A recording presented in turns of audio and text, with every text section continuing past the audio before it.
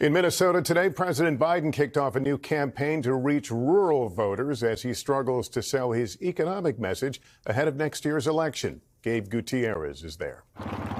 At his Iowa farm, Dave Struthers has been producing pork for decades. But these last few years, he says, have been a struggle.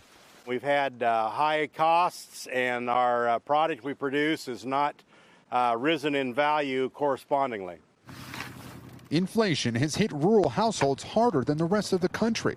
According to researchers at Iowa State University, rural households spent an extra $5,500 last year. We're the people that produce the food and manufacture a lot of the goods. We seem to be ignored just because we don't have the population. Meanwhile, researchers at Cornell estimate that 94% of the nation's job growth has happened in urban counties since the year 2000. So today, here in Minnesota, President Biden literally barnstorming, kicking off a 2-week blitz of rural America.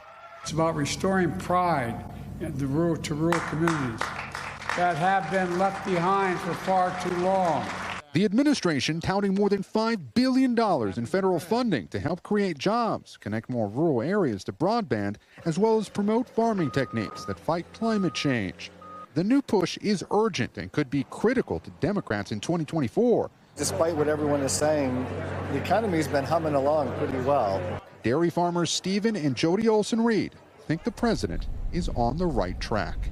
I don't blame Biden for inflation. I blame corporate greed.